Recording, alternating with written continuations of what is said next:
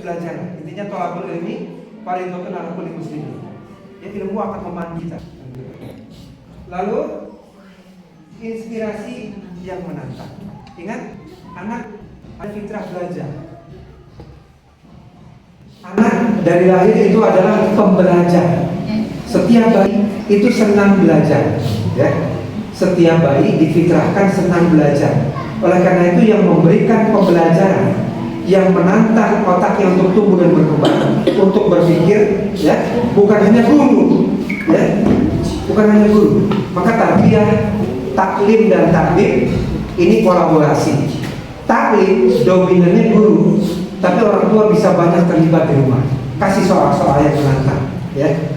Kasih kasus-kasus yang untuk dia bisa pecahkan, untuk otaknya bekerja, ya. Kenapa anak main HP terus?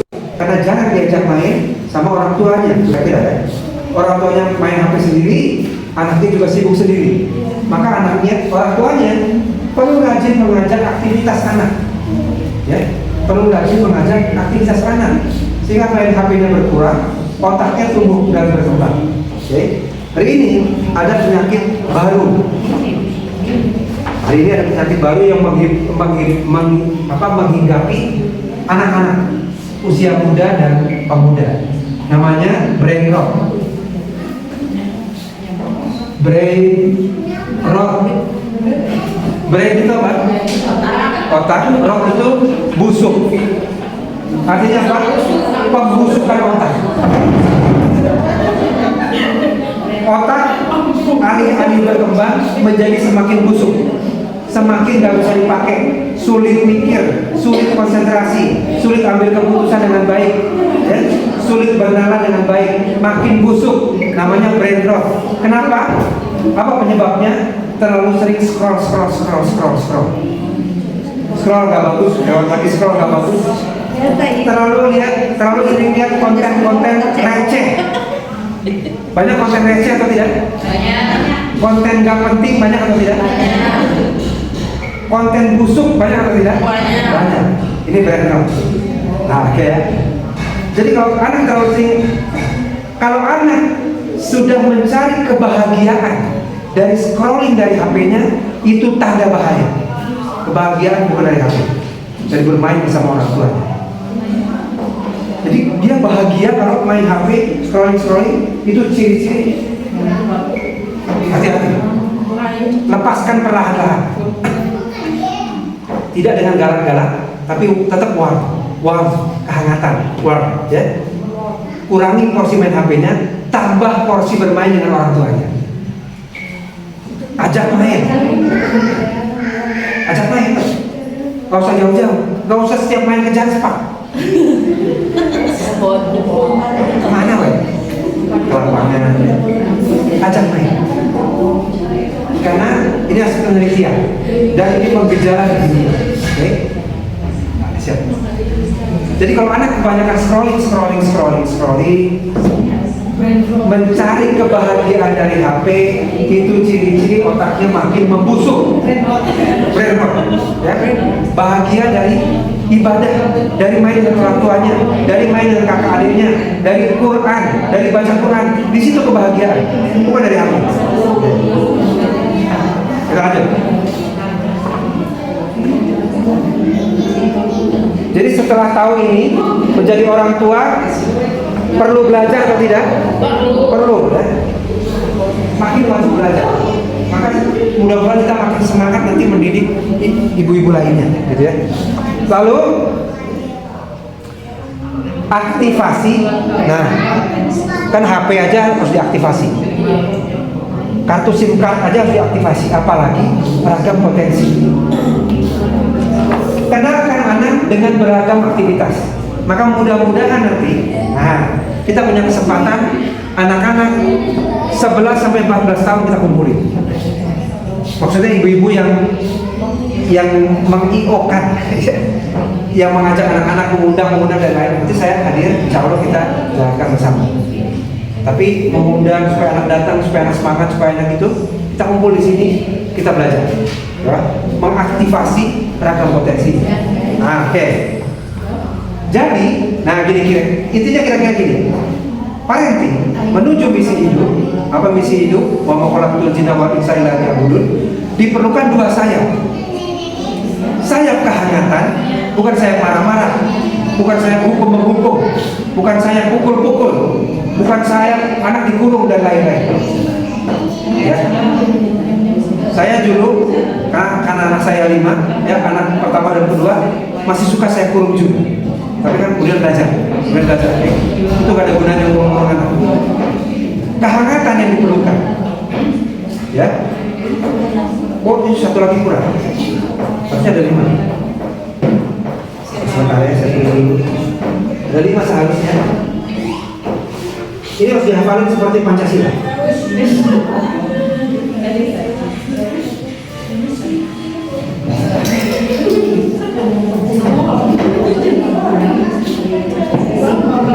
Pancasila. Pancasila 1, kelekatan emosional. 2, suasana kesolehan. 3, inspirasi yang menantang. 4, aktivasi ragam potensi. 5, maaf yang luas. Maafkan. Kalau anak nakal, apakah dia bermaksud menjahati kita? Tidak. Dia mengerti aja. Kalau anak nakal, menurut penelitian, itu karena potensi bakatnya belum ketemu. Kalau anak resep bola, suka main bola, dia tidak akan menghiraukan kenakalan lainnya. Misalnya, fokusnya karena bola. Ya. Anak suka berhitung, misalnya ternyata bakatnya berhitung, fokusnya karena eta. Suka masak, udah ketemu bakatnya, udah ketemu minat-minatnya, bakatnya ketemu ternyata di bidang masak.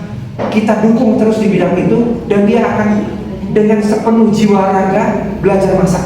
Karena itulah bakatnya, itulah nanti misi hidupnya. Nah, seperti pohon tadi.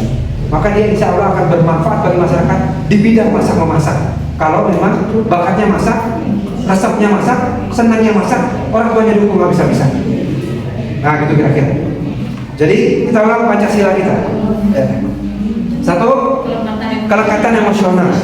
2, suasana kesolehan. 3, inspirasi yang menantang. 4, ragam potensi. 5, maaf yang luas.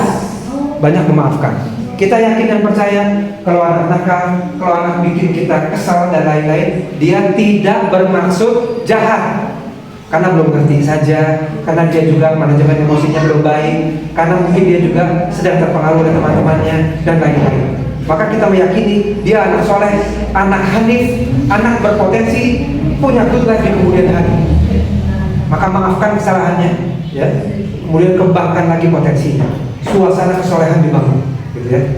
Tidak memarahi pada saat itu juga, tapi di kesempatan lain diberikan kisah-kisah yang baik, kisah-kisah teladan. Kalau rebutan sama teman, rebutan mainan, baik tidak ya? Kalau nyuri duit teman, itu baik tidak ya? Di kesempatan lain, ketika suasana sudah reda dan lain-lain. Jadi tidak langsung dan dia marah, kita marah. Ngotot-ngototan dan lain-lain hindari. Dia mungkin belum ngerti. Dan untuk membuat anak mengerti, tidak bisa sekali, berkali-kali. Maka maaf yang luas. Maafkan, didik lagi. Maafkan, didik lagi. Memang berkali-kali. Sehingga dia sampai 15 tahun, dia berkata, syabab, jadi pemuda. Sudah, apa ini tadi? WMSA, wajib menjalankan syariat agama. Wajib artinya kalau ditinggalkan sudah berdosa. Anak-anak belum sholat atau gak 5 waktu belum berdosa. Kalau sudah di atas 15 tahun sudah berdosa. Itu kira-kira. Okay? Maka, supaya dia bisa tadi kita tubuh, kita butuh struktur. Apa itu struktur? Pertama, akidahnya dibaguskan. Akidah ya. Jadi bedakan tadi belajar agama dan belajar akidah. Bedakan belajar cara wudu dan belajar akidah. Akidah adalah tadi bertawakal kepada Allah. Itu akidah ya. Meminta pertolongan hanya kepada Allah, gitu ya. Beribadah hanya kepada Allah. Itu akidah, ya. Kita dalam kesulitan curhatnya sama Allah, itu akidah, gitu ya. Bukan di medsos. Banyak anak sekarang curhat di medsos. Ngomongin orang tuanya di medsos, banyak atau tidak? Mamanya curhatnya juga di medsos ada? Kira-kira banyak manfaatnya atau tidak curhat di medsos?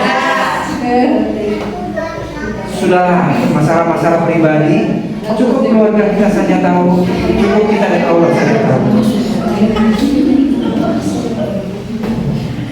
Ya suami teh kumaha teh, ngomong di medsos. Ya makanya jangan. Saling menutupi aib, ya. Kita tidak sempurna, kita bukan malaikat, suami kita juga bukan nabi, ya. Saling menutupi aib, ya. Maaf yang luas. Lanjut. Akidah, ibadah, halal haram anak harus tahu. Jadi artinya, karena dia akan menjadi mukalaf, akan menjadi dewasa. Jadi artinya, kita berharap dia punya good life, tapi nggak pernah diajarin halal haram, nggak pernah diajarin akidah, nggak pernah diajarin ibadah. Maka gimana dia bisa punya good life?